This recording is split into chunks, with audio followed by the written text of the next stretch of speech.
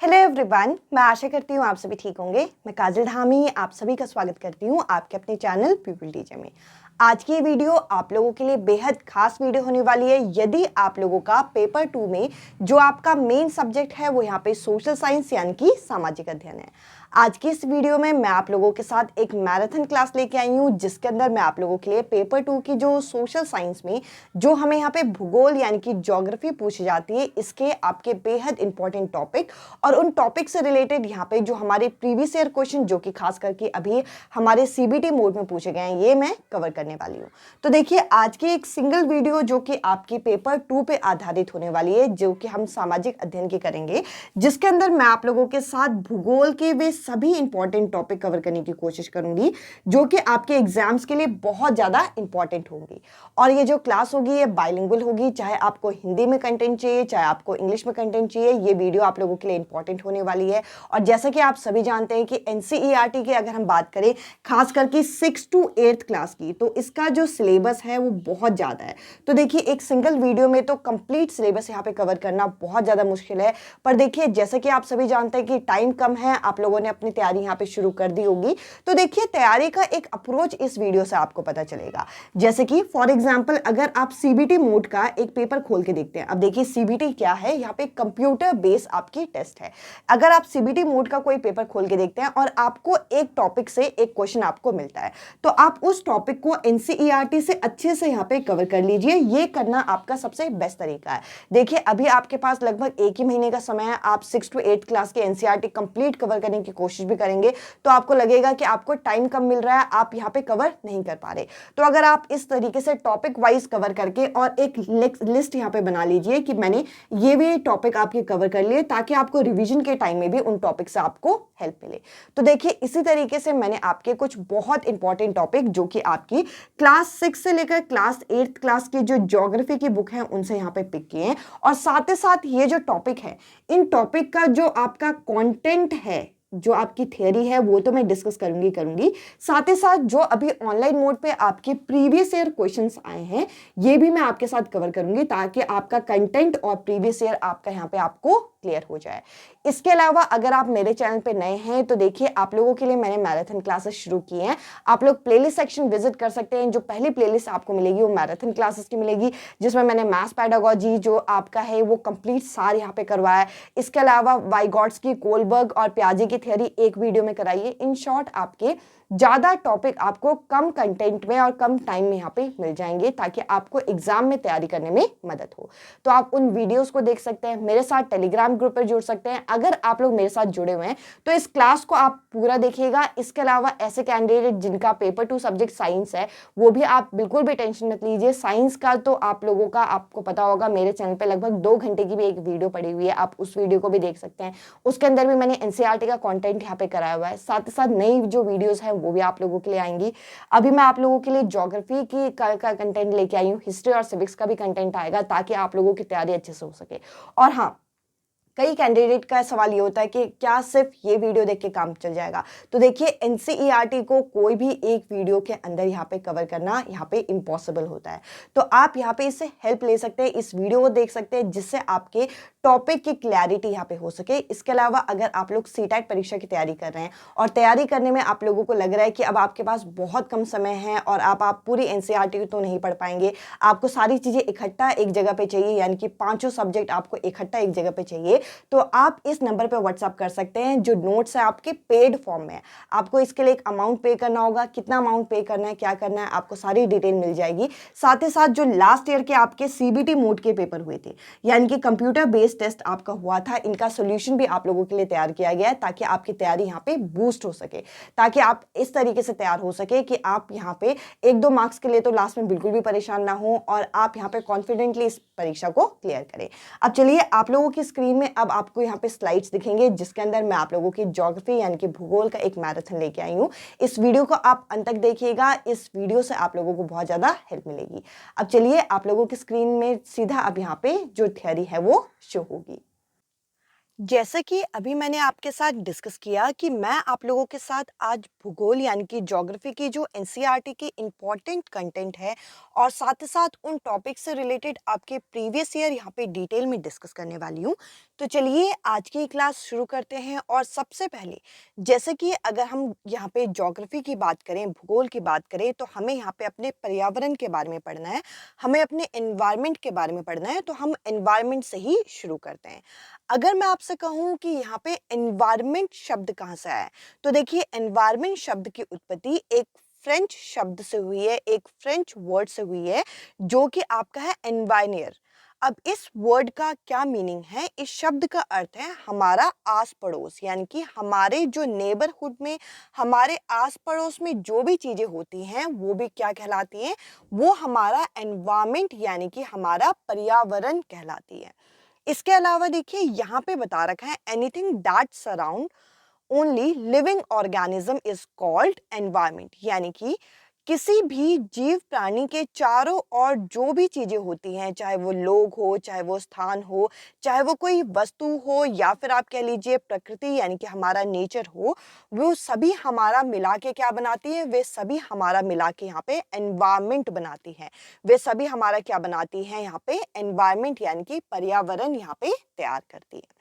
इसके अलावा देखिए अगर हम प्राकृतिक पर्यावरण की बात करें, अगर हम यहाँ पे नेचुरल एनवायरनमेंट की बात करें, तो ये कितने तरीके का होता है? जो हमारा नेचुरल एनवायरनमेंट होता है, इसके अंदर दो एरिया आते हैं, दो इसके टाइप हैं। सबसे पहला है बायोटिक यानी कि जीववीय, जिसमें जीव प्राणी आते हैं, सजीव प्राणी आते हैं, यानी कि लिविंग थिंग्स आती हैं। हमारे आसपास जो भी लिविंग थिंग्स है वो इसके अंदर काउंट होती है। इसके अलावा दूसरा होता है अजीवित चीजें, यानी कि ए बायोटिक थिंग, जैसे कि हमारे स्टोन हो गए, इसके अलावा रॉक हो गया, पत्थर, माउंटेन, ये ऐसी चीजें जो यहाँ पे क्या होती है? निर्जीव होती है, नॉन लिविंग थिंग होती है, इसके अंदर रखा गया है। तो इस हिसाब से हम कह सकते हैं कि हमारा जो नेचुरल एनवायरनमेंट है उसको हम दो पार्ट में यहाँ पे डिवाइड कर सकते हैं, एक बायोटिक यानी कि लिविंग, और एक एबायोटिक यानी कि नॉन लिविंग। अब चलिए हम आगे बढ़ते हैं और कुछ और इम्पॉर्टेंट पॉइंट यहाँ पे डिस्कस करें।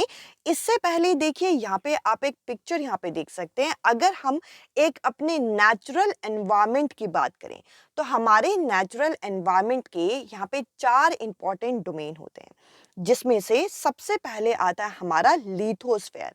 लिथोस्फेयर क्या होता है? हमारा जो सॉलिड मास है अर्थ का, वो हमारा क्या कहलाता है? वो हमारा कहलाता है लिथोस्फेयर।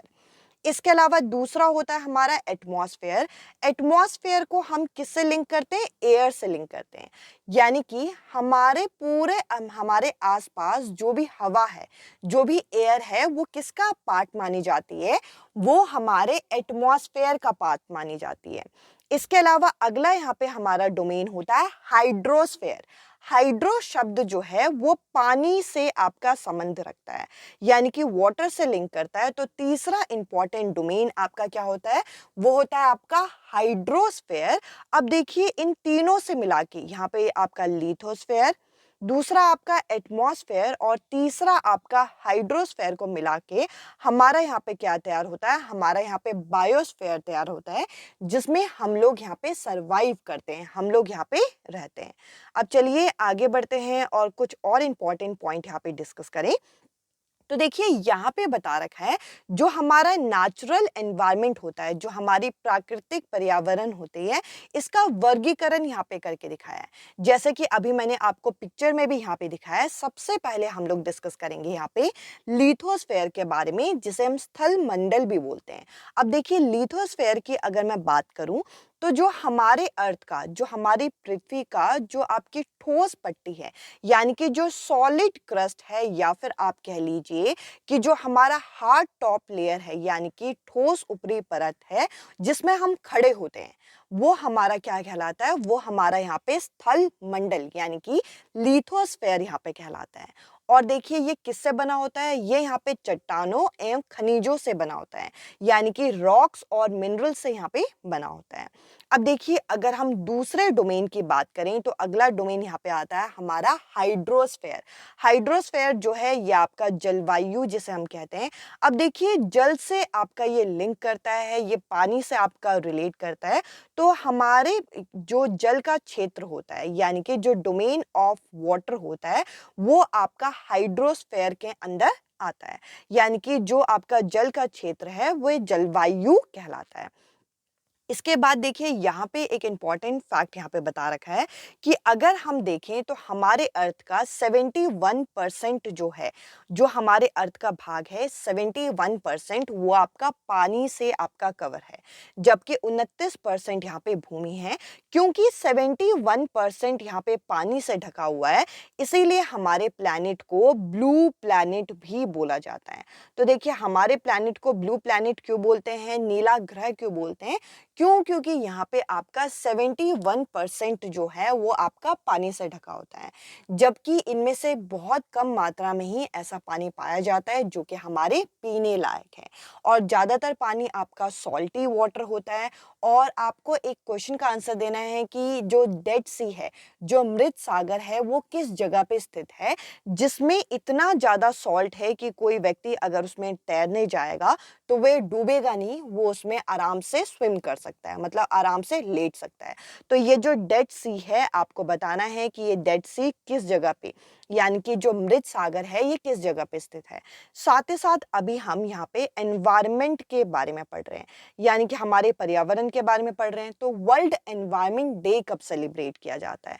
तो आपको ये भी बताना है वर्ल्ड एनवायरनमेंट डे, अगर आपने एनसीईआरटी पढ़ी है या फिर आपने ये नोट्स बनाए हैं, तो वर्ल्ड एनवायरनमेंट डे आपको पता होगा कि किस दिन यहाँ पे सेलिब्रेट किया जाता है। अब चलिए हम आगे बढ़ते हैं अगले स्लाइड की तरफ।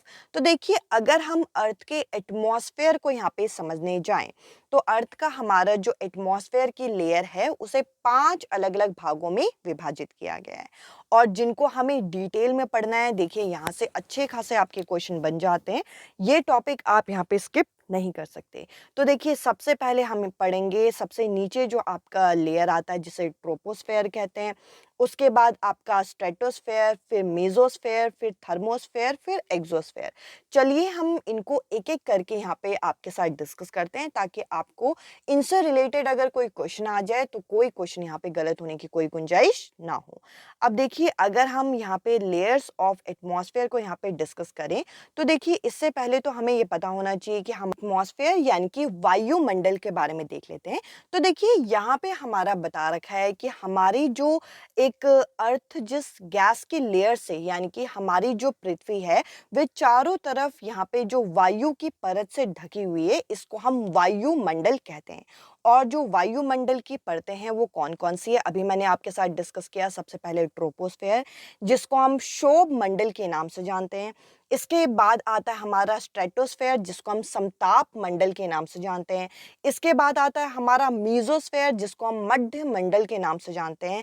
फिर आता है हमारा थर्मोस्फेयर, जिसको हम वायुमंडल के नाम से जानते हैं। और आखिर में आता है हमारा एक्सोस्फेयर, जिसे हम बहिमंडल के नाम से जानते हैं। अब चलिए जैसे कि अभी हम वायुमंडल की परतें यहाँ पे समझने वाले हैं, इसको जरा समझते हैं। जब आप एनसीईआरटी पढ़ेंगे तो आपको यहाँ पे बार्टर सिस्टम के बारे में भी बताया रखा है। तो देखिए ये बार्टर सिस्टम होता क्या है? पहले क्या होता था, पहले के टाइम में पैसे जो होते थे वो एक्सचेंज नहीं किए जाते थे, और इनकी जगह पे कोई वस्तु, कोई गुड्स जो होते हैं, जो सामान होते हैं, इनको एक्सचेंज किया जाता था, और इस सिस्टम को यहाँ पे बार्टर सिस्टम का नाम दिया गया था।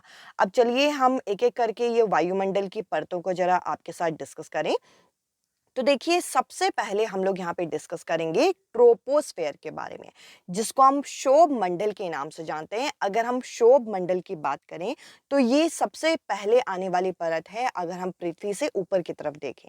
तो देखिए यहाँ पे क्या बता रखा है, all the weather phenomena are confined at troposphere, यानी कि ये सबसे महत्वपूर्ण आपकी परत है, जिसमें आपके जो मौसम से संबंधित जितनी भी घटनाएं हैं वो इस परत में देखने को मिलती हैं। जैसे कि फॉग बनना, क्लाउड बनना, फ्रॉस्ट बनना, ये सारी चीजें जो मौसम संबंधित जो घटनाएं हैं वो आपकी इस लेयर में होती है। हवा जो होती है, एयर जो होती है, आपका ग्राउंड के पास थोड़ी आपकी वार्म होती है, और यहाँ पे वो हवा पाई जाती है जिसमें हम ब्रीथ कर सकते हैं, जिसमें हम सांस ले सकते हैं। और देखिए इसके बाद हम पहुंचते हैं यहाँ पे स्ट्रेटोस्फेयर के बारे में, जो कि 50 किलोमीटर की ऊंचाई पे है, जिसको हम समताप मंडल के नाम से भी जानते हैं। तो देखिए इसकी हाइट आपको पता होनी चाहिए कितना ऊंचा है, ये 50 किलोमीटर तक ऊंचाई पर आपका पाया जाता है। और इसके बारे में यहाँ पे क्या बता रखा है कि ये जो लेयर होता है ये क्लाउड से फ्री होता है, यानी कि यहाँ पे बादल नहीं होते, यहाँ पे बादल नहीं बनते। इसी वजह से ये वाला जो आपका लेयर होता है ये आइडियल माना जाता है किसके लिए, यहाँ पे हवाई जहाज उड़ाने के लिए, यानी कि एरोप्लेन फ्लाइंग के लिए आइडियल माना जाता है।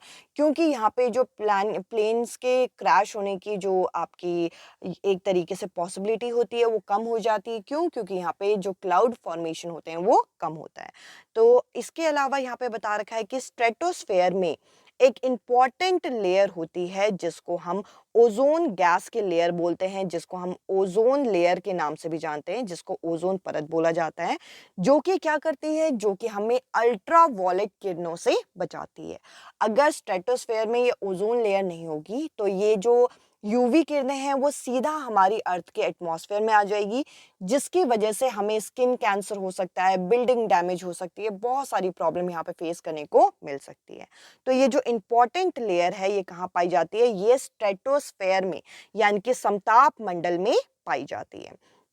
अब चलिए आगे बढ़ते हैं, अगली लेयर के बारे में हम डिस्कस करते हैं जो कि आपकी है मीजोस्फेयर, जिसको हम मध्य मंडल के नाम से जानते हैं। अगर हम इसकी ऊंचाई के बारे में जानना चाहें तो देखिए इसकी ऊंचाई आपकी 80 किलोमीटर तक होती है और ये आपका क्या है, ये स्ट्रेटोस्फेयर के ऊपर पाया जाता है। और अगर इसके बारे में सबसे इंपॉर्टेंट पॉइंट आपको पता करना है तो अंतरिक्ष से प्रवेश होने वाले जो उल्का पिंड होते हैं, जो आपके यहाँ पे मेटेरॉइड्स होते हैं, वो बर्न होके इसी लेयर में आके गिरते हैं। तो आपसे क्वेश्चन पूछा जाता है कि मेटेरॉइड्स जो होते हैं वो बर्न होके कौन सी लेयर में आते हैं, तो आप बोलोगे मध्य मंडल यानी कि मीजोस्फेयर। इसके अलावा देखिए अगला है यहाँ पे आपका थर्मोस्फेयर, जिसे हम बाह्य मंडल के नाम से जानते हैं। अगर इसकी ऊंचाई की हम बात करें तो उसकी इसकी ऊंचाई आपकी 80 से लेकर 400 किलोमीटर तक होती है। और यहाँ पर हम देखें तो जो टेम्परेचर होता है, जो तापमान होता है, ये अत्यधिक तीव्रता से बढ़ता है, यानी कि टेम्परेचर जो है रैपिडली यहाँ पे इंक्रीज होता है। ये इसकी एक क्वालिटी में से एक है। इसके अलावा आयनोस्फेयर जो है, आयंस जो है वो भी आपके ये थर्मोस्फेयर में ही, यानी कि वायुमंडल में ही पाए जाते हैं।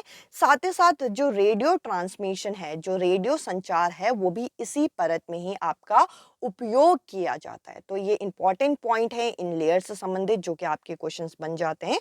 अब चलिए लास्ट लेयर जो है उसको भी जरा डिस्कस करें, जो कि है आपका एग्जोस्फेयर। एग्जोस्फेयर जिसे हम बहिमंडल के नाम से जानते हैं, ये सबसे अपर मोस्ट लेयर होती है हमारे एटमॉस्फेयर की।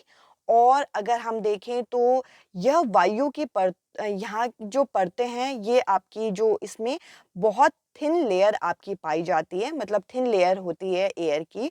और साथ ही साथ यहाँ पे हल्की गैसेस जैसे कि हीलियम हो गया, हाइड्रोजन हो गया, ये आपका यहाँ पे फ्लोट करती है, तैरती हैं। और यह एक तरीके से ये जो हीलियम और हाइड्रोजन है ये अंतरिक्ष तक तैरते हुए जारी होती है। ये सबसे आउटर मोस्ट लेयर है। तो कई बारी हमारे एग्जाम्स में ये जो हमारे एटमॉस्फेयर की लेयर है इसका सीक्वेंस भी पूछा जाता है। तो आपको पता होना चाहिए सबसे पहले ट्रोपोस्फेयर, फिर स्ट्रेटोस्फेयर, फिर मीजोस्फेयर, फिर आपका थर्मोस्फेयर, उसके अलावा एग्जोस्फेयर। तो आपको ये सीक्वेंस भी यहाँ पे पता होना चाहिए, क्योंकि अगर आपके पेपर में सीक्वेंस पूछ लिया कि अर्थ से लेकर स्पेस तक आपका अर्थ के एटमॉस्फेयर का लेयर क्या है, तो ये भी आपको पता होना चाहिए। इसके अलावा अगर हम यहाँ पे आगे बढ़ें तो देखिए अगले टॉपिक में बढ़ने से पहले कुछ क्वेश्चंस हैं जो कि एक आधे क्वेश्चन मैं आपके साथ डिस्कस कर लेती हूँ, ताकि आपका कॉन्फिडेंस भी और ज़्यादा अच्छे तरीके से यहाँ पे बढ़ जाएगा। तो देखिए यहाँ पे बोल रखा है कि identify the layer of atmosphere. यहाँ पे आपको दो अलग-अलग यहाँ पे लक्षण दे रखे हैं, दो अलग-अलग फीचर दे रखे हैं नीचे। वायुमंडल की परतें आपको यहाँ पे पहचाननी है, मतलब कौन सी परत है ये पहचाननी है। तो यहाँ पे बोल रखा है कि ये एक ऐसा लेयर है जहाँ पे टेम्परेचर जो है, तापमान जो है वो तीव्रता से यहाँ पे अत्यधिक तीव्रता से बढ़ता है। और साथ ही साथ रेडियो ट्रांसमिशन यहाँ पे होता है। तो देखिए अभी मैंने आपके साथ यहाँ पे डिस्कस किया था, ये आपका जो करेक्ट आंसर है, देखिए स्ट्रेटोस्फेयर में ऐसा होता नहीं है। इसके अलावा मीज़ोस्फेयर में ऐसा होता नहीं है, मध्यमंडल में ऐसा होता नहीं है। साथ ही साथ यहाँ पर जो एक्सोस्फेयर सबसे बहिमंडल है उसमें होता नहीं है। ये थर्मोस्फेयर, जो थर्मो है वो आपका टेम्परेचर से संबंधित है। इसी वजह से यहाँ पे टेम्परेचर जो है काफ़ी राइज़्ड अप होता है। इस क्वेश्चन का तीसरा जो ऑप्शन है ये करेक्ट आंसर है।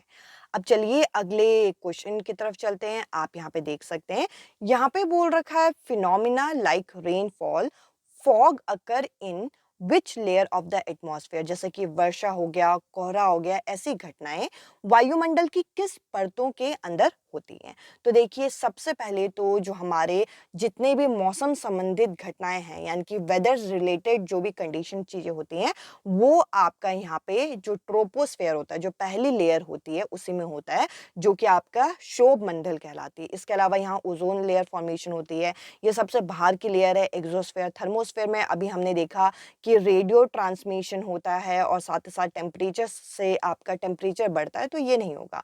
इस क्वेश्चन का पहला जो ऑप्शन है ये करेक्ट आंसर है। अब चलिए हम कुछ और इंपॉर्टेंट टॉपिक आज की इस वीडियो में हम कवर करते हैं। अब चलिए अब हम यहाँ पे डिस्कस करते हैं ग्लोब के बारे में। तो देखिए ग्लोब के बारे में एक इम्पॉर्टेंट एरिया आपका माना जाता है। अगर आप ज्योग्राफी के बारे में यानी कि भूगोल के बारे में यहाँ पे पढ़ रहे हैं, तो ग्लोब है क्या? ग्लोब एक तरीके से ट्रू मॉडल माना जाता है, एक वास्तविक प्रतिरूप माना जाता है, जो कि लघु रूप में हमारी पृथ्वी को दर्शाता है, जो कि देखने में कुछ इस तरीके का गोल आकार का होता है, जिसमें से एक इस तरीके की निडल जो होती है, एक इस तरीके की जो सुई होती है, ये नॉर्थ से साउथ में आपका घूम रही होती है। यानी कि ये जो ग्लोब होता है, इस निडल के सहारे, जिसको हम कक्ष के नाम से अक्ष के नाम से जानते हैं, जिसे हम एक्सिस भी बोलते हैं, इसके सहारे हमारा ग्लोब जो है ये घूम रहा होता है। इससे रिलेटेड हमारे छोटे छोटे पॉइंट यहाँ पे बन जाते हैं। सबसे पहले तो ग्लोब की परिभाषा आपको पता होनी चाहिए कि ग्लोब क्या है। ग्लोब एक ट्रू मॉडल है, एक मिनिएचर फॉर्म है, यानी कि एक वास्तविक प्रतिरूप है, जो कि लघु रूप में हमारी पृथ्वी को दर्शाता है। इसके अलावा एक तरीके से ये आपका 3D मॉडल के फॉर्म में आपका होता है, इस तरीके से। साथ ही साथ ग्लोब जो होते हैं ये आपके छोटे बड़े हो सकते हैं और आप इन्हें पॉकेट में भी रख सकते हैं इनके साइज के अनुसार। तो देखिए यहाँ पे अगला एक टर्म है जो कि है आपका अक्ष, जिसको हम यहाँ पे क्या कहते हैं, जिसको हम एक्सिस के नाम से जानते हैं, जो कि एक तरीके से किसका काम करती है, एक सुई का काम करती है, एक यहाँ पे निडल का काम करती है, जो कि एक तरीके से ग्लोब में यहाँ पे टिल्ड तरीके से यानी कि झुकी हुई तरीके से ये आपका स्थित होता है ग्लोब के अंदर, और साथ ही साथ ग्लोब इसके सहारे घूम सकता है। अब देखिए अगर हम यहाँ पे ग्लोब के बारे में बात करें, तो ये देखने में किस तरीके से होता है, इसको भी जरा हमें एक बार देखना चाहिए। तो देखिए ये यहाँ पे इस तरीके से ग्लोब का एक इमेज यहाँ पे लिया गया है, जिसमें से आप यहाँ पे देख सकते हैं कि हमारी पृथ्वी को दो बराबर भाग में बांटने वाली इस लाइन का नाम क्या है। इस लाइन को हम इक्वेटर के नाम से जानते हैं। अभी हम इसके बारे में आगे डिटेल में डिस्कस करेंगे। अब आप यहाँ पे देख सकते हैं, ये आपका पृथ्वी का यहाँ पे एक इमेजिनरी लाइन, डॉटेड लाइन यहाँ पे बना रखा है, और ये जो डार्क कलर की लाइन है, जो कि कहाँ से शुरू हो रही है, जो कि आपका नॉर्थ पोल से शुरू होके साउथ पोल तक जा रही है, जो कि आपका ये ग्लोब को आपका एक तरीके से एक निडल की तरीके से सहारे से उसे घूमने में मदद कर रही है। इसको हम क्या कहते हैं, इसको हम यहाँ पे एक्सिस कहते हैं। किसको? इस निडल को, इस लाइन को हम यहाँ पे एक तरीके से एक्सिस कहते हैं, जो कि कितने डिग्री का एंगल बनाती है ये पूछा जाता है, तो आप बोलोगे 23.2 डिग्री का ये एंगल बनाती है। ये एंगल भी आपको याद रखना है, ये आपकी परीक्षा में पूछा जाता है। अब देखिए जैसे कि मैंने कहा यहाँ पे एक टर्म लिखा है इक्वेटर, तो इसके बारे में भी हमें जानना यहाँ पे बहुत ज़रूरी है। तो देखिए इक्वेटर के बारे में ज़रा हम जानते हैं, और यहाँ पर अगर मैं एक पृथ्वी का आपका यहाँ पे एक डायग्राम बनाऊँ, तो यहाँ पे इस तरीके की एक लाइन होती है, जो कि आपके पृथ्वी को दो बराबर भागों में बांटती है। तो देखिए इक्वेटर यानी कि जो आपके विषुवत वृत्त क्या है, विषुवत वृत्त एक काल्पनिक रेखा है। एक काल्पनिक क्या है, ये एक रेखा है जो कि हमारे ग्लोब को क्या करती है, दो बराबर भागों में बांटती है। और इस तरीके से आपका यहाँ पे क्या होता है, इस तरीके से डॉटेड लाइन यानी कि इमेजिनरी लाइन आपका नॉर्थ पोल और साउथ पोल की तरफ जाते हैं, जो कि आपके सामने मैं ये बना रही हूँ। इनको हम क्या कहते हैं, इनको हम समांतर अक्षांश रेखाएं या फिर पैरेलल ऑफ लैटिट्यूड के नाम से जानते हैं। अब देखिए जो पृथ्वी है, इसको ये जो आपका विषुवत वृत्त है यानी कि इक्वेटर है, ये दो बराबर भागों में बांटता है, और जो ये आपके पैरेलल ऑफ लैटिट्यूड मैंने आपके सामने यहाँ पे दर्शाई हैं, जिसको हम यहाँ पे अक्षांश समांतर रेखाएं बोलते हैं, इसकी मदद से हमारे यहाँ पे जो हीट जोन्स हैं ये भी यहाँ पे बनाए गए हैं, जिनके बारे में अभी हम डिटेल में डिस्कस करेंगे। पर आपकी ये जो डॉटेड लाइन मैंने इक्वेटर के ऊपर और नीचे बनाया है, इसमें 4 बहुत इंपॉर्टेंट लाइन होती हैं, जिनको आपको यहाँ पे समझना बहुत ज़्यादा ज़रूरी है। तो चलिए पहले उनको ज़रा यहाँ पे डिस्कस कर लेते हैं और एक बारी यहाँ पे आपका जो ग्लोब है इसको देख लेते हैं। आप देखिए जो कि ये जो लाइन आपकी इस तरीके से दिखाई जा रही है, ये लाइन आपकी क्या होती है? ये लाइन आपकी लैटिट्यूड लाइन होती है, जो कि पैरेलल होती है आपका एवरीवेयर, यानी कि ये पैरेलल होती है, इस तरीके से दिखा रखा है। अभी हम लॉन्गिट्यूड को भी डिस्कस करेंगे, जो कि इस तरीके की आपकी लाइन होती है, जो कि आपका पैरेलल नहीं होती इक्वेटर में। यहाँ पे बोल रखा है not parallel accept at equator, equator को छोड़कर कहीं पर भी ये पैरेलल नहीं होती। अभी मैं आपको डिटेल में इन दोनों के बारे में यहाँ पे डिस्कस करने वाली हूँ। पर जैसे कि मैंने कहा पैरेलल ऑफ लैटिट्यूड के बारे में हमें देखना है, यानी कि जो हमारी ये जो समांतर अक्षांश रेखाएं हैं इनको जरा समझना है। इनमें आपके सबसे 4 महत्वपूर्ण जो आपके हैं वो है आपका सबसे पहला होता है ट्रॉपिक ऑफ कैंसर, जिसको हम यहाँ पे कर्क रेखा बोलते हैं, जो कि उत्तरी गोलार्ध में जो कर्क रेखा होती है वो कितने डिग्री का एंगल बनाती है ये आपको बहुत अच्छे से याद रखना है। 33 हाफ, वो भी नॉर्थ में, 33 नहीं 23 हाफ, वो भी नॉर्थ में। इसके अलावा ट्रॉपिक ऑफ कैप्रिकॉर्न, अभी हम यहाँ पे पिक्चर के साथ इसे देखेंगे। ट्रॉपिक ऑफ कैप्रिकॉर्न जो होती है ये इसे हम मकर रेखा के नाम से जानते हैं, जो कि 23 हाफ ये देशांतर यानी कि साउथ में ये बनाती है। इसके अलावा आर्कटिक सर्कल जो कि आपके विषुवत वृत्त कहलाती है, जो कि आपका 66 हाफ, वो भी नॉर्थ साइड में बनाती है। और लास्ट हो गया अंटार्कटिक सर्कल, ये बहुत इंपॉर्टेंट है ये चारों के चारों। तो ये आपको अच्छी तरीके से आपके पेपर में तैयार करने हैं, आपके पेपर में इनसे क्वेश्चन बनते हैं। और इन्हीं के आसपास घूमते हुए हमारे यहाँ पे हीट जोन्स भी होते हैं। तो देखिए सबसे पहले आपको कर्क रेखा, मकर रेखा, विषुवत वृत्त जो कि आपका उत्तरी गोलार्ध में है, दक्षिण गोलार्ध में, इसके एंगल आपको अच्छी तरीके से यहाँ पे याद रखने हैं। अब देखिए जरा एक बार इसे पिक्चर से हम जरा इस चीज को समझते हैं और साथ ही साथ इससे संबंधित हीट जोन भी देखेंगे। जैसा कि अभी मैंने कहा था ट्रॉपिक ऑफ कैंसर जो कि आपका कहाँ पे होगा, जो कि आपका नॉर्थ में होगा, वो कितने डिग्री का एंगल बना रहा है यहाँ पे हमें बता रखा है 23 हाफ नॉर्थ। इसके अलावा ट्रॉपिक ऑफ कैंसर आप यहाँ पे देख सकते हो, ये ट्रॉपिक ऑफ कैंसर नहीं, ये ट्रॉपिक ऑफ कैप्रिकॉर्न है। ये ट्रॉपिक ऑफ कैप्रिकॉर्न होगा जो कि 23 हाफ ये साउथ में बना रहा है। इसके अलावा आप यहाँ पे देख सकते हैं ये आपका है आर्कटिक सर्कल और ये आपका है ये अंटार्कटिक सर्कल, ये आर्कटिक सर्कल ऊपर नीचे यहाँ पे बना रखे हैं, जो कि आपका एक नॉर्थ साइड में है और एक साउथ साइड में है। अब देखिए इससे रिलेटेड आपके हीट जोन्स होते हैं जो कि बहुत ज़्यादा इंपॉर्टेंट है। आपको ये दिख रहा होगा इक्वेटर यानी कि विषुवत वृत्त, विषुवत वृत्त के अंदर आपका ये जो ऑरेंज कलर का आपका एरिया दिखा रखा है, ये यहाँ पे क्या होता है, यहाँ पे जो सूरज की किरणें होती हैं, जो सूरज की किरणें होती हैं वो सीधा पड़ती हैं। तो इस जोन को हम यहाँ पे टोरॉइड जोन बोलते हैं, जो कि काफ़ी गर्म एरिया माना जाता है।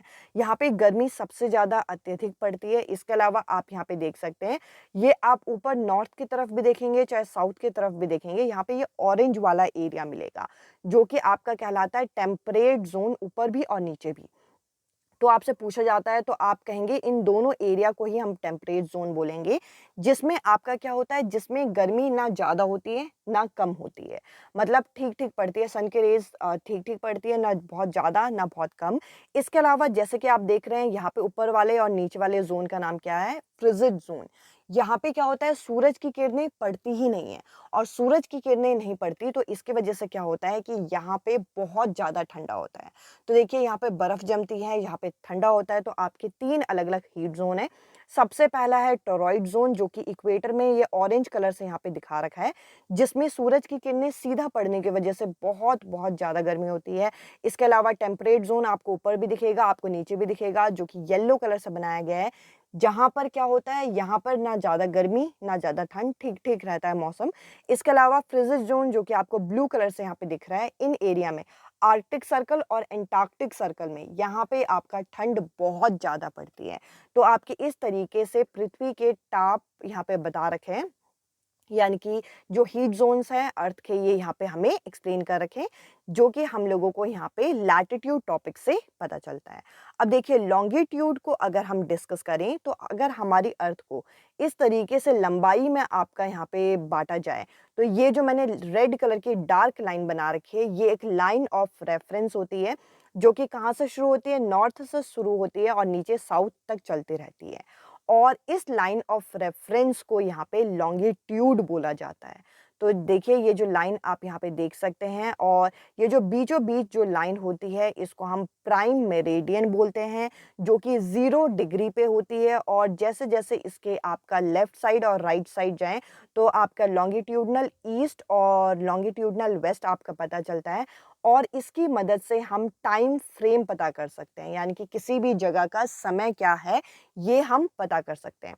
और ये जो प्राइम मेरिडियन हमारा बना रखा है ये आपका ग्रीनविच में स्थित है। होता क्या है कि हर जगह जो धूप की किरणें हैं वो अलग अलग समय में पड़ती हैं, यानी कि सूर्य उदय जो है वो अलग अलग टाइम पे होता है, तो इस वजह से टाइम जो है वो फिक्स नहीं हो पा रहा था। तो लंदन में ये जो ग्रीनविच है इसको हमने प्राइम मेरिडियन माना है। और इसके आपका क्या होता है कि ईस्ट में जाते हुए आपका जो एंगल है वो आपका चेंज होता है, और वेस्ट में जाते हुए आपका एंगल चेंज होता है। तो इस तरीके से हमारा टाइम भी यहाँ पे गैप करता है। तो यहाँ पे ये इस तरीके से ये चीज़ें बना रखी है। इसके अलावा अगर हम प्राइम मेरिडियन की बात करें, जैसे कि हमने प्रमुख याम्योंतर यहाँ पे हम इसे बोलते हैं, तो देखिए यहाँ पे सभी देशों ने ये निश्चित किया कि ग्रीनविच को, जो कि ब्रिटिश राज्य के वेधशाला है, यानी कि जो आपके ब्रिटिश रॉयल ऑब्जर्वेटरी है, ये यहाँ पे लोकेटेड है। यहाँ पर हम क्या करेंगे, इसको हम प्राइम मेरिडियन मानेंगे और इसके हिसाब से, इसके आपका लेफ्ट और राइट साइड के हिसाब से हम टाइम निकालेंगे। एक बहुत इंपॉर्टेंट पॉइंट मैंने यहाँ पे लिया हुआ है कि इंडिया में जो यहाँ पे जो लॉन्गिट्यूड यहाँ पे माना जाता है, यहाँ पे मानक याम्योंतर माना जाता है, वो कितना है, 82.5 ईस्ट ये माना गया है। ये बहुत इंपॉर्टेंट है, ये स्टैंडर्ड मेरिडियन माना जाता है। आपके पेपर में हो ना हो ये क्वेश्चन यहाँ पे आपको इजीली देखने को मिल जाता है, तो ये आपको बिल्कुल भी स्किप नहीं करना है, ये आपको करके जाना है। साथ ही साथ यहाँ पे बता रखा है कि पृथ्वी की अगर हम बात करें, टाइम हम कैसे निकालते हैं, तो देखिए पृथ्वी की अगर हम बात करें तो 24 घंटे में वो आपका 160 डिग्री यहाँ पे घूम जाता है। तो 1 घंटे में कितना घूमता होगा, तो 360 को अगर हम 24 से भाग करेंगे तो 15 डिग्री आएगा। तो यानी कि 15 डिग्री जो है ये 60 मिनट में आपका ये आपका घूम जाता है। तो 1 डिग्री कितना होगा, 1 डिग्री होगा आपका 4 मिनट के बराबर। तो इस तरीके से आपका यहाँ पे टाइम निकाला जाता है। टाइम से रिलेटेड क्वेश्चंस भी आप अलग से प्रैक्टिस कर लीजिएगा। मैंने एक अलग से वीडियो बनाई थी जिसमें ग्लोब, लैटिट्यूड, लॉन्गिट्यूड का टॉपिक कराया था, तो मैंने उसमें ये चीज़ इंक्लूड की थी। आपको ये पता होना चाहिए कि 1 डिग्री कितने के बराबर होता है, 4 मिनट के बराबर होता है। और इससे भी, इस चीज़ से भी आपका क्वेश्चन यहाँ पे तैयार हो जाता है।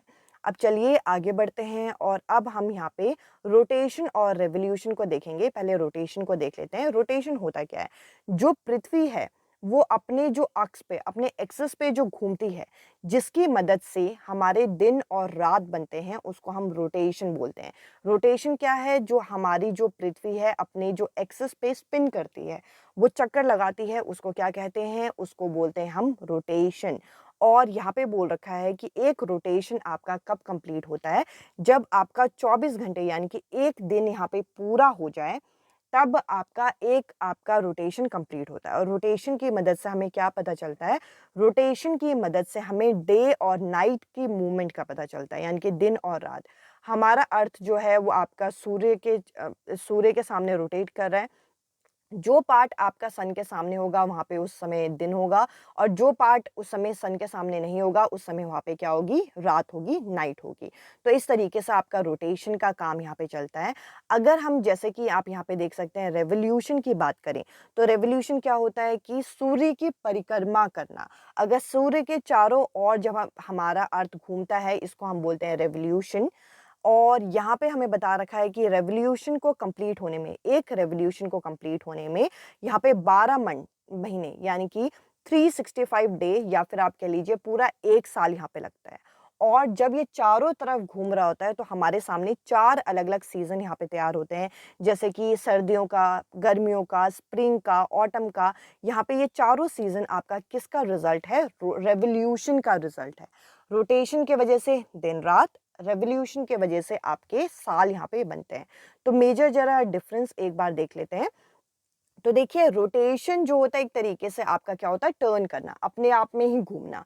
रेवोल्यूशन क्या होता है, गो अराउंड, यानी कि चारों तरफ चक्कर लगाना। आप यहाँ पिक्चर में देख सकते हैं, जो अर्थ है वो अपने ही एक्सिस पे घूम रही है, ये आपका है रोटेशन। रेवोल्यूशन क्या है, आपकी परिक्रमा करना, जो सूर्य के चारों तरफ घूमना, दैट इज रेवोल्यूशन। तो देखिए यहाँ पे बता रखा है रोटेशन पूरा आपका एक दिन में आपका पूरा हो जाता है, यानी कि 24 घंटे में, जबकि रेवोल्यूशन को 365 डेज यानी कि एक पूरा साल लगता है। रोटेशन की वजह से डे और नाइट आपका बनते हैं, जबकि रेवोल्यूशन की वजह से जो आपके सीजन है, spring season, summer season, fall यानी कि रेनफॉल, विंटर, ये आपका बनता है। अब चलिए हम आगे के टॉपिक को भी कवर करें, और क्वेश्चंस तो हम उसके बाद करने ही वाले हैं। अब चलिए हम लोग नेक्स्ट टॉपिक यहाँ पे कवर करते हैं, और नेक्स्ट टॉपिक में बढ़ने से पहले, जैसे कि मैंने आपको बताया था, जो रोटेशन होता है, रोटेशन की वजह से आपके डे और नाइट यहाँ पे बनते हैं। पर अगर हम यहाँ पे रेवोल्यूशन की बात करें, तो रेवोल्यूशन की वजह से यहाँ पे सीजन बनते हैं। इसके अलावा देखिए यहाँ पे आपको कुछ टर्म यहाँ पे आपको अच्छी तरीके से यहाँ पे याद रखने हैं।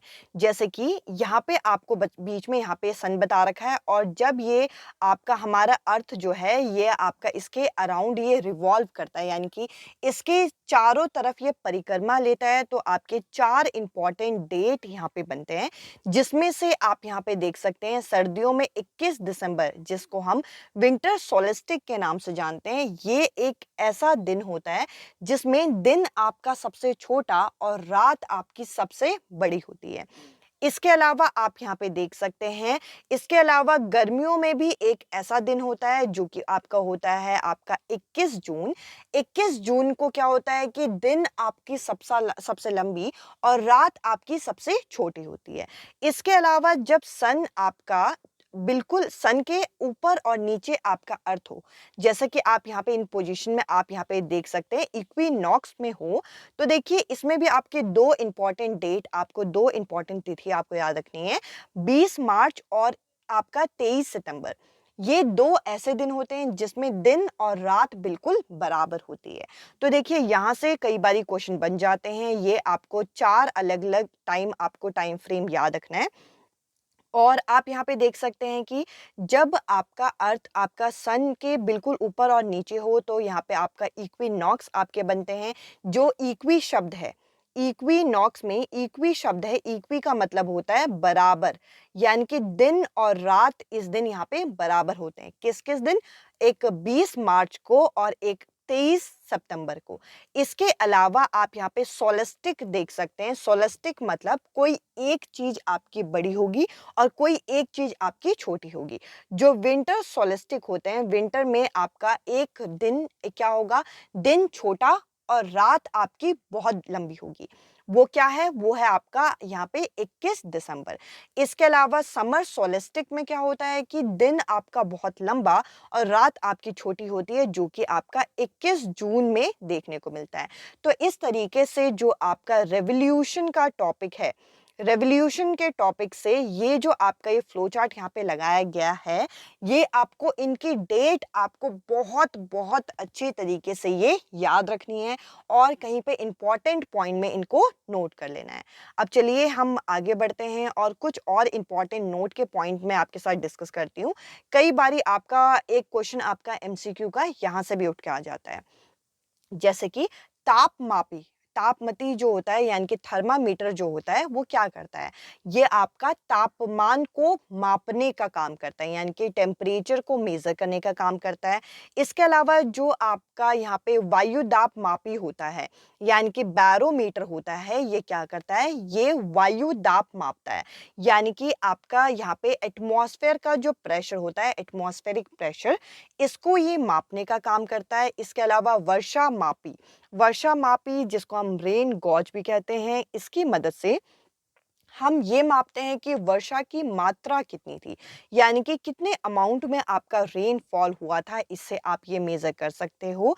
इसके अलावा है विंड वेव, विंड वेव की मदद से हम विंड यानी कि पवन की दिशा का हम पता लगा सकते हैं। तो ये कुछ इंपॉर्टेंट आपके नोट के पॉइंट हो गए जो कि आपको यहाँ पे नोट डाउन भी करना है। देखिए, हर टॉपिक से आपका क्वेश्चन बना हो ये ज़रूरी नहीं है, बट आपके सेट में ना आए ये भी ज़रूरी नहीं है, क्योंकि देखिए आपकी जो परीक्षा है 1 महीने की परीक्षा है। तो एनसीईआरटी में अगर हम कंटेंट की बात करें तो कंटेंट यहाँ पे बतेरा कंटेंट है। आप तैयार तो करिए, आप तैयार रहिए कि आपके पेपर में ये चीज़ें आ सकती हैं। अगर आप मेंटली इस चीज़ को लेके तैयार रहेंगे तो आपका पेपर ऑटोमेटिकली यहाँ सही होगा। जैसे कि मैंने शुरुआत में बताया, जो टॉपिक आपके पिछले बार आए हैं उन टॉपिक्स को तो आपको बिल्कुल भी छोड़ के नहीं जाने। अब इसके अलावा अगर मैं आपसे यहाँ पे विंड की बात करूँ, अगर मैं पवन की बात करूँ, तो जो पवन होते हैं वे आपके 3 तरीके के होते हैं। सबसे पहला होता है आपका परमानेंट विंड, जिसको हम यहाँ पे स्थायी पवन के नाम से जानते हैं। इसके नाम से ही हमें क्लियर हो रहा है कि ये आपका कॉन्स्टेंटली ब्लो करता है थ्रू आउट द ईयर, यानी कि ये वर्ष भर लगातार निश्चित दिशा में चलती रहती है। और इनको हम यहाँ पे व्यापारिक पश्चिमी एवं पूर्वी स्थायी पवन भी बोलते हैं, यानी कि ट्रेड विंड भी बोलते हैं, जो कि वेस्टर्न लाइन और ईस्टर्न लाइन में आपका बहते हैं। इसके अलावा अगला अगर हम देखें तो अगला यहाँ पे सीजनल विंड, जो कि आपके मौसमी पवन है, यानी कि मॉनसून आपका, या फिर आप कह लीजिए एक पर्टिकुलर सीजन में आपकी ये विंड जो है आपकी चलती है। जैसे कि आप यहाँ पे देख सकते हैं, यहाँ पे बता रखा है कि हर अलग अलग सीजन में अलग अलग तरीके की, अलग अलग ऋतुओं में अलग अलग तरीके की दिशा ये बदलते हैं। इसके अलावा अगला आता है आपका लोकल विंड, यानी कि स्थानीय पवन, जो कि आपके लू हो सकते हैं, लैंड और सी ब्रीज हो सकते हैं, जो कि आपका साइंस का भी टॉपिक है। जिसमें क्या होता है कि आपका जो, अगर क्या कहते हैं, दिन में आपका जो ज़मीन होती है वो गर्म हो जाती है, तो आपकी गर्म हवा थोड़ी ऊपर चले जाती है और ठंडी हवा समुद्र से की तरफ से आती है। तो इस तरीके से सी ब्रीज और लैंड ब्रीज आपके तैयार होते हैं। तो ये पर्टिकुलर पीरियड में एक निश्चित समय में ये चलने वाली पवन है, जिनको हम स्थानीय पवन का नाम से जानते हैं। अब चलिए हम आगे बढ़ते हैं। अब हम यहाँ पे शैल एवं खनिज, यानी कि रॉक एंड मिनरल के बारे में यहाँ पे समझेंगे। अगर हम यहाँ पे मुख्य रूप से शैलों के बारे में समझें, मुख्य रूप से यहाँ पे रॉक्स को हम डिवाइड करने पे आए तो ये आपके 3 तरीके के होते हैं। सबसे पहला होता है आपका इग्निशियस रॉक, जिसको हम आग्नेय या फिर इग्निशियस शेल बोलते हैं। ये आपके क्या होते हैं, ये अग्नि, यानी कि आपके ये किससे बने होते हैं, ये मैग्मा से बने होते हैं। मैग्मा से बने होते हैं। जब मैग्मा आपका फटता है तो ये देखिए, मैग्मा जब कूल हो रहा होता है तो वो जब सॉलिड हो जाता है, तो जब वो सॉलिड आपका पत्थर, यानी कि ठोस पत्थर यहाँ पे तैयार होता है, तो उससे क्या होता है, उससे इग्निशियस रॉक आपके उत्पन्न होते हैं। और साथ ही साथ इनको हम प्राइमरी रॉक, या फिर आप कह लीजिए प्राथमिक यहाँ पे शैल हम कह सकते हैं। अब ये जो इग्निशियस रॉक होते हैं ये भी 2 तरीके के होते हैं। एक होते हैं अंतर्वेदी शेल और एक होते हैं बहुभेदी शेल, यानी कि इंट्रिंसिक और एक्सट्रिंसिक इग्निशियस रॉक। देखिए, ये अगर आप देखें तो अगर ये एक चट्टान है और ये आपका लावा अगर फट रहा है, और लावा फटते हुए अगर ये लावा अंदर ही यहाँ पे पत्थर की तरह जम जाए, तो अगर अंदर की तरफ जो जमे तो इसे इंट्रिंसिक इग्निशियस रॉक के नाम से जानते हैं। जिसका एग्जाम्पल यहाँ पे क्या है, ग्रेगनाइट है। अगर यहाँ पे जो द्रवित मैग्मा है वो आपका भूपट्टी के अंदर ही यहाँ पे ठंडा हो जाए, तो इसे हम अंतर्वेदी शैल के नाम से जानते हैं। इसके अलावा बहुभेदी शेल जो होते हैं वो क्या होते हैं, एक्सटेंसिव इग्निशियस रॉक क्या होते हैं, अगर जो मॉल्टन मैग्मा है वो अर्थ के सरफेस के बाहर आ जाए, बाहर की तरफ, जैसे कि आपके यहाँ पे बेसॉल्ट यहाँ पे एग्जांपल दिया गया है, तो यहाँ पे ये एक्सट्रेंसिक इग्निशियस रॉक का एग्जांपल यहाँ पे बन जाता है। अब चलिए हम आगे बढ़ते हैं और 2 और टाइप हैं आपके रॉक के, वो भी जरा डिस्कस करते हैं।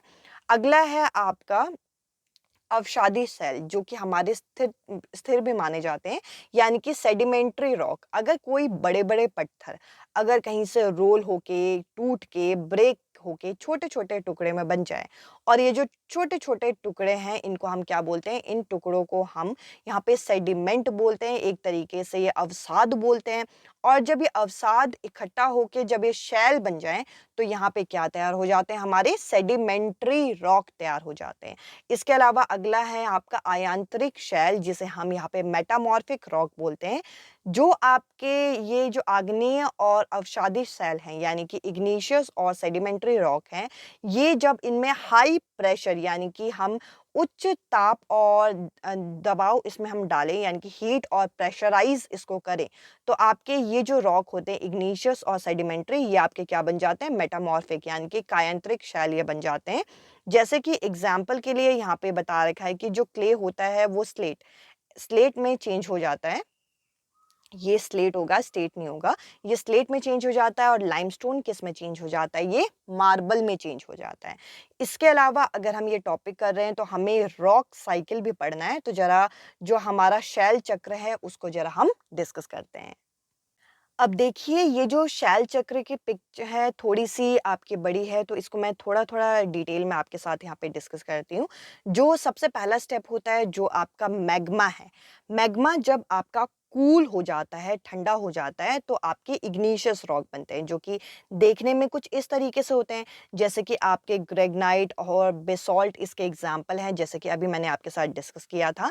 इसके बाद आपका क्या होता है, जब ये इग्निशियस रॉक में वेदरिंग होती है, इरोजन होता है यानी कि इनमें कुछ कटाव होता है, इनमें से जब पानी बहता है या फिर आप कह लीजिए जब टुकड़ों में टूटते हैं तो आपके सैंड और ग्रेवल बनते हैं जो कि आपके सेडिमेंट यानी कि अवसाद कहलाते हैं। और जब ये आपका कहीं पे डिकम्पोज हो जाते हैं या फिर आपका जमा हो जाते हैं, तो इससे क्या बनते हैं, इससे बनते हैं सेडिमेंट्री रॉक जो कि आपका जिसके एग्जांपल है आपके जैसे लाइमस्टोन हो गया, यहाँ पे आपके सैंडस्टोन हो गया। और जब इनमें हाई प्रेशर लगता है और हीट लगता है तो ये आपका मेटामॉर्फिक रॉक बन जाते हैं, यानी कि कायांतरिक शैल बन जाते हैं। और कायांतरिक शैल जब ये मेल्ट होते हैं, जब इनकी मेल्टिंग होती है, ये फिर से आपका मैग्मा बन जाता है। तो देखिए इस प्रोसेस में आपका क्या हुआ, इस प्रोसेस को अगर आप देखें तो इस प्रोसेस के अंदर जहां से कहानी शुरू हुई वहीं आपकी कहानी रुकी है। इसीलिए इस टॉपिक को हम लोग किस नाम से जानते हैं, इस टॉपिक को हम रॉक साइकिल के नाम से यहाँ पे जानते हैं। अब चलिए हम आगे बढ़ते हैं। अब हम आगे यहाँ पे डिस्कस करेंगे सौर मंडल में पृथ्वी। तो यानी कि सौर मंडल के बारे में अब हमें देखना है। तो देखिए इस चैप्टर के अंदर हमें सबसे पहले ये बता रखा है जो चंद्रमा है, जो मून है, वो दो तरीके के हमें दिखाई देते हैं। एक यहाँ पे हमें फुल मून के बारे में बता रखा है जो कि पूर्ण चंद्रमा है और इसे हम पूर्णिमा के नाम से भी जानते हैं। और एक ऐसा दिन होता है जिस दिन हमें चांद दिखाई नहीं पड़ता, उसको हम न्यू मून डे बोलते हैं। और या फिर हमें नया चंद्रमा दिन, इसे हम अमावस्या के नाम से भी जानते हैं। तो देखिए हमारे एनसीईआरटी के अंदर हमें इतनी डिटेल यहाँ पे दे रखी है। इसके बाद हमें यहाँ पे सेलेस्टियल बॉडी के बारे में बता रखा है। अब ये सेलेस्टियल बॉडी होती क्या है, इसको हम खगोलीय पिंड बोलते हैं। तो देखिए हमारे आसमान में रात के समय में दिखने वाली जो चीज़ें होती हैं या फिर आप कह लीजिए कि हमारे आसमान में जो भी चीज़ें हमें दिखाई पड़ती हैं, जैसे कि सूर्य, चंद्रमा और वे सभी चीज़ें जो हमें रात के समय में दिखाई पड़ती हैं, उनको हम सेलेस्टियल बॉडी या फिर खगोलीय पिंड के नाम से जानते हैं। अब देखिए यहाँ पे हमें बता रखा है कि हमारे खगोलीय पिंड जो होते हैं इनके बारे में और डिटेल में बता रखा है कि जिनके पास अपनी ऊष्मा होती है, यानी कि जो लाइट एमिटिंग बॉडी होती है, जैसे कि स्टार्स हो गए, जैसे कि तारे जो होते हैं, उनको हम यहाँ पे लाइट एमिटिंग बॉडी बोलते हैं। और दूसरे होते हैं नॉन लाइट एमिटिंग बॉडी, यानी कि जिनके पास अपनी ऊष्मा और प्रकाश नहीं होती, जैसे कि हमारे ग्रह यानी कि प्लैनेट हो गए। इसके साथ साथ हमें यहाँ पे नक्षत्र मंडल के बारे में भी बता रखा है कि अगर रात के समय में आप आसमान की ओर देखते हो तो आपको तारों के अलग-अलग समूह यहाँ पे देखने को मिलते हैं। और जो ये समूह होते हैं, जैसे कि आप अगर आसमान की तरफ देखो तो बिग बेयर आपका एक पैटर्न दिखता है, जिसमें आप यहाँ पे देख सकते हो। अगर आप इन स्टार्स को जोड़ो तो इस तरीके का एक पैटर्न आपको दिखेगा। इनको हम नक्षत्र मंडल के नाम से जानते हैं। और देखिए हमारी एनसीईआरटी के अंदर हमें ये भी बता रखा है कि प्राचीन समय में जो लोग रात के समय में यहाँ पे यात्रा करते थे, तो देखिए उस समय क्या होता था, उस समय उत्तरी तारे से वे उत्तर दिशा का पता लगाते थे और जिसे वो उत्तर ध्रुव के नाम से भी जानते हैं। और इमेज हमें कुछ इस तरीके से यहाँ पे दे रखी है कि कोई व्यक्ति अगर हमें कुछ इस तरीके से देख रहा है तो उत्तरी ध्रुव इस तरीके से होगा और ये आपके तारों के यहाँ पे समूह हमें दिखा रखे हैं।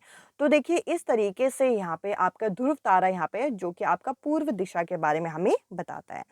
अब देखिए इस चैप्टर के अंदर, इस पार्ट के अंदर हम लोगों को यहाँ पे सौर मंडल के बारे में बता रखा है।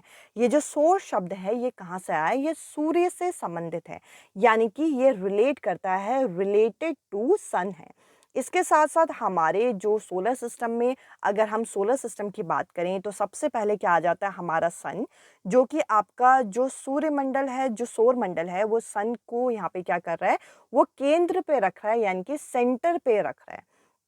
और यहाँ पे हमें बता रखा है ये गैस का एक बहुत बड़ा गोला है जो कि लगभग पृथ्वी में यहाँ पे 15 ये पृथ्वी से 15 करोड़ किलोमीटर तक दूर है। मतलब पृथ्वी से ये इतना दूर है। इसके अलावा यहाँ पे हम लोगों को इस चैप्टर में अलग-अलग प्लैनेट के बारे में भी बता रखा है। अगर हम इन प्लैनेट के बारे में पता करें तो देखिए यहाँ पे बता रखा है कि हमारे सौरमंडल में 8 ग्रह हैं।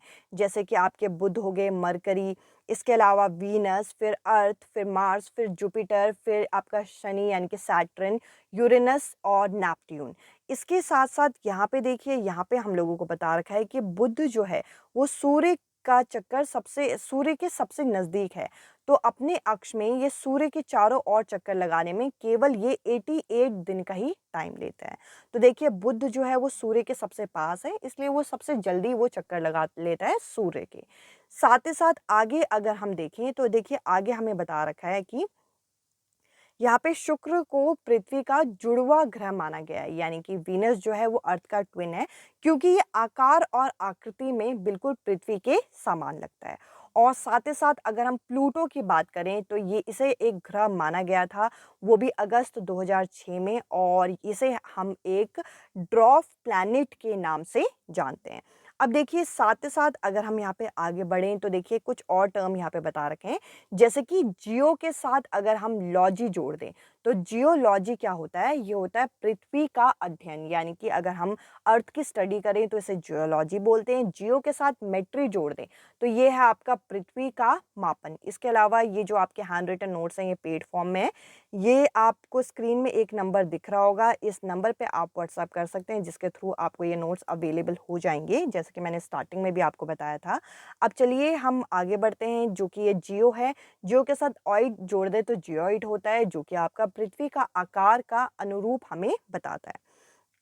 अब देखिए अगर हम यहाँ पे आगे बढ़ें तो हमें अर्थ के बारे में बता रखा है कि सूर्य के अगर हम देखें सूर्य से दूरी के हिसाब से अगर हम देखते हैं तो पृथ्वी तीसरा ग्रह माना जाता है, जो कि आकार में ये 5वें नंबर पे आता है। आकार के अनुसार ये 5वें नंबर पे आता है। इसके ध्रुव जो हैं वो चपटे हुए हैं, ये ध्रुवों के हिसाब से ये चपटा हुआ है। यही कारण है कि इसके आकार को भूभाग का नाम दिया गया है।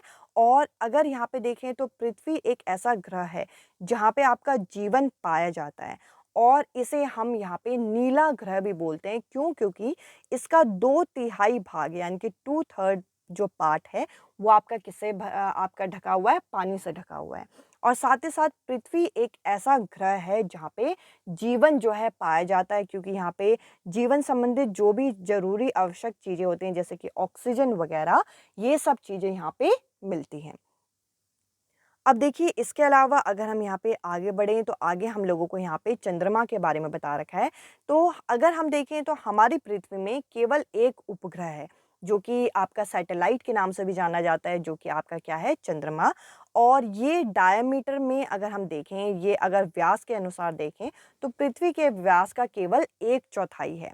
और यहाँ पे हमें बता रखा है कि चंद्रमा पृथ्वी का एक चक्कर लगाने में 27 दिन आपका लगा लेता है, और साथ ही साथ जो अर्थ और मून का रोटेशन है उसकी वजह से टाइड्स फॉर्मेशन भी होती है। अब चलिए इसके बारे में यहाँ पे और क्या बता रखा है कि चंद्रमा में जीवन जो है वो आपका अनुकूल नहीं है, ना यहाँ पानी पाया जाता है और ना यहाँ वायु है। अब चलिए हम आगे बढ़ते हैं अगली स्लाइड की तरफ। अगला आपको यहाँ पे हम लोगों को शुद्ध ग्रह के बारे में बता रखा है। जो तारे हैं, ग्रह है और उपग्रह हैं, इनके अतिरिक्त यहाँ पे कुछ आपके छोटे पिंड यानी कि टाइनी बॉडीज पाए जाते हैं, जो सूर्य के चारों ओर चक्कर लगाते हैं। जो कि कहाँ पाए जाते हैं? जो कि मार्स और जुपिटर के बीच में छोटे-छोटे आपके इस तरीके से आपको छेद जैसे लगेंगे, आपको दाने जैसे लगेंगे, इस तरीके से पूरी एक पट्टी है। ये आपका शुद्ध ग्रह मानी जाती है। इस तरीके से पूरी एक पट्टी आपको ये दिखाई पड़ेगी, जो कि किनके बीच में? बृहस्पति और आपका मंगल ग्रह के बीच में यहाँ पे पाई जाती है। इसके अलावा देखिए यहाँ पे हमें मीटेरॉइड्स के बारे में बता रखा है। अगर हम मीटेरॉइड्स के बारे में देखें तो मीटेरॉइड्स आपके क्या हैं? उल्का पिंड है, ये उल्का पिंड है जो कि आपके सूर्य के चारों ओर चक्कर लगाते हैं और पृथ्वी पे ये छोटे-छोटे टूट के आपके गिरते हैं। आपको ये भी बताना है कि ये कौन से लेयर में गिरते हैं, ये मैंने आपके साथ अभी डिस्कस किया था। इसके अलावा इस चैप्टर के अंत में हमें यहाँ पे आकाश गंगा के बारे में भी बता रखा है जो कि मिल्की वे गैलेक्सी है। मिल्की वे गैलेक्सी क्या है? ये आपका जो हमारा पूरा सौर मंडल है, वो आपका एक आकाश गंगा यानी कि मिल्की वे गैलेक्सी का एक भाग है। प्राचीन भारत में केवल ये जो हमारी प्राचीन भारत में अगर हम देखें तो ये कल्पना की जाती थी कि हमारी आकाश में बहने वाली एक नदी है, तो इसलिए इसे क्या नाम दिया गया? आकाश गंगा दिया गया। इसके बाद वही ग्लोब वाला चैप्टर स्टार्ट हो रहा है जो कि अभी मैंने आपके साथ यहाँ पे डिस्कस किया था। अब चलिए मैं आप लोगों के साथ यहाँ पे कुछ क्वेश्चंस भी डिस्कस करती हूँ। यहाँ पे देख सकते हैं एक शॉर्ट डेमो भी आप लोगों को यहाँ पे मिल रहा है कि आपके जो नोट्स हैं वो किस फॉर्मेट में हैं। कंप्लीट आपकी जो एनसीईआरटी है वो यहाँ पे आपका कवर होती है क्लास 6 टू 8 की। इसके अलावा आपका यहाँ पे साइंस का भी कंटेंट आपको यहाँ पे मिल जाएगा अगर आपको यहाँ पे चाहिए। इसके साथ-साथ ये जो आपके नोट्स हैं सिर्फ़ आपके हिंदी मीडियम में नहीं है, इंग्लिश मीडियम में भी ये नोट्स आपके अवेलेबल हैं। आपको हिंदी मीडियम में नोट्स चाहिए तो हिंदी मीडियम में अवेलेबल हो जाएँगे, इंग्लिश मीडियम में चाहिए तो इंग्लिश मीडियम में। अब देखिए इस तरीके की जो सीरीज़ होती है जैसे कि मैंने कहा कि एनसीईआरटी यहाँ पे कंप्लीट कवर नहीं होती, एक पर्टिकुलर वीडियो में। पर येस आपके कई सारे कॉन्सेप्ट, कई सारे टॉपिक जो हैं वो एक साथ कवर हो जाते हैं। अगर आप यहाँ पे तैयारी कर रहे हैं तो जो सीबीटी मोड के क्वेश्चंस हैं, वो आप यहाँ पे स्किप मत कीजिएगा। जो सीबीटी मोड का क्वेश्चंस है एक तरीके से मान के चलिए कि बाइबल है और जो मैं यहाँ पे बीच-बीच में आपके साथ 5-10 क्वेश्चन हर वीडियो में डिस्कस करती हूँ, वो सारे मैं सीबीटी मोड के क्वेश्चन करती हूँ। ताकि आपकी तैयारी भी उसी लेवल की हो सके कि आप इतने तक यहाँ पे अचीव कर सकें। तो देखिए आपको भी तैयारी इसी तरीके से करनी है। अगर आप मेरे चैनल पे नए हैं तो जैसे कि मैंने कहा, आप प्लेलिस्ट सेक्शन विज़िट करिए। प्लेलिस्ट में आपको मैराथन वीडियो, आपको चैप्टर वाइज़ वीडियो, आपको सारी चीज़ें यहाँ पे अवेलेबल हो जाएँगी। टाइम नहीं है तो आप ये पेड नोट्स ले सकते हैं। स्क्रीन में यहाँ पे आपको नंबर दिख रहा है 9411997591। इस नंबर पे सिर्फ़ आप व्हाट्सएप कीजिएगा और ये जो नोट्स हैं वो पेड फॉर्म में हैं। पेड नोट्स हैं तो देखिए ये फ्री ऑफ कॉस्ट नहीं है, आपको इसके लिए पे करना होगा तभी आपको ये नोट्स जो हैं वो अवेलेबल होंगे। और टेलीग्राम ग्रुप का लिंक मैं बार-बार आपको बता रही हूँ डिस्क्रिप्शन बॉक्स में है, आप टेलीग्राम ग्रुप में जुड़ सकते हैं। प्लेलिस्ट सेक्शन से एक-एक वीडियो देख डालिए, ट्रस्ट मी आप 120 प्लस आप स्कोर कर लोगे। तो देखिए आपको तैयारी करनी है, हम एक तरीके से यहाँ पे गाइड की तरह आपकी हेल्प कर सकते हैं, बाकी तैयारी तो मेनली आप ही को करनी होगी। अब चलिए जैसे कि मैंने कहा कि अभी हम कुछ क्वेश्चंस यहाँ पे डिस्कस करने वाले हैं जो कि इन सभी टॉपिक को यहाँ पे कवर करेंगे। इसके साथ-साथ आप लोगों के जैसे कि ये वीडियो आते ही आप लोगों का साइंस का यहाँ पे डिमांड होगा जो कि आपका पेपर 2 में साइंस कैंडिडेट होंगे, तो उनकी भी वीडियो भी जल्दी आएगी। और यहाँ पे हिस्ट्री और सिविक्स की जो क्लास है वो भी मैं आपकी जल्दी ही लूँगी और एग्ज़ाम से पहले आपकी ये सारी चीज़ें कवर हो जाएँगी। एनसीईआरटी अच्छे से करते रहिए। पेडागोजी के इसलिए स्पेशली आप यहाँ पे प्रीवियस ईयर को फॉलो कीजिए, सीबीटी कंप्यूटर बेस्ड टेस्ट। अब चलिए सीधा आपके डायरेक्ट यहाँ पे आपको क्वेश्चंस दिखेंगे। अब चलिए मैं आप लोगों के साथ यहाँ पे कुछ प्रश्नों को डिस्कस करूंगी जो कि इन्हीं टॉपिक पे बेस्ड होंगे जो अभी हमने आप लोगों के साथ कवर किए। तो देखिए पहला क्वेश्चन हमारे सामने है, phenomena like rainfall and fog occur in which layer of the atmosphere, यानी कि वर्षा और जो कोहरा है जैसी घटनाएं आपके वायुमंडल की परत के अंदर किस परत में होती है। सबसे पहला ऑप्शन है यहाँ पे शोभ मंडल, अगला है समताप मंडल, अगला है बहिमंडल या फिर बाह्य मंडल, यानी कि आपका यहाँ पे ट्रोपोस्फेयर, स्ट्रेटोस्फेयर, एक्सोस्फेयर या फिर थर्मोस्फेयर। जैसे कि मैंने कहा था कि जितने भी आपके वेदर के फिनोमिना है वो आपका सबसे पहली लेयर में होती है जिसको हम शोभ मंडल के नाम से जानते हैं और इस हिसाब से इस क्वेश्चन का पहला जो ऑप्शन है ये करेक्ट आंसर होगा। तो देखिए हमारी जो लेयर्स ऑफ एटमॉस्फेयर है वहाँ से बहुत सारे क्वेश्चन आपके सीबीटी मोड में बने हुए हैं। जैसे कि मैंने स्टार्टिंग में बताया कि बहुत सारे कैंडिडेट को यही कंफ्यूजन है कि क्या है ये सीबीटी। सीबीटी आपका जो कंप्यूटर बेस्ड मोड में आपकी ये परीक्षा हुई है, इसमें जो क्वेश्चन पूछे गए हैं इनको यहाँ पे सीबीटी नाम दिया गया है। तो देखिए इस चीज़ से आप पहले तो यहाँ पे कंफ्यूज मत होइए। इसके अलावा चलिए अगले क्वेश्चन की तरफ चलते हैं। अभी मैंने आपके साथ यहाँ पे ग्लोब का टॉपिक डिस्कस किया था। तो देखिए ग्लोब से संबंधित यहाँ पे कुछ कथनों पर आपको विचार करना है। तो देखिए पहला यहाँ पे है the equator represent the 0 degree longitude, यानी कि जो विषुवत वृत्त होता है वो 0 अंश देशांतर को दर्शाता है। यहाँ पे बता रखा है, लॉन्गिट्यूड को नहीं, यहाँ पे ये लैटिट्यूड को दर्शाता है। इसके अलावा यहाँ पे अगला पॉइंट है कि जो आपका इक्वेटर है, जो आपकी विषुवत वृत्त है, जो वो आपकी एक काल्पनिक रेखा है जो कि ग्लोब को 2 बराबर भागों में बांटती है। तो देखिए ये वाला कथन यहाँ पे आपका हो जाएगा सही, यानी कि विषुवत वृत्त जो है वो काल्पनिक रेखा है, वो ग्लोब को 2 बराबर भागों में बांटती है, सही है। जबकि विषुवत वृत्त 0 अंश पर देशांतर को यहाँ पे दर्शाता है।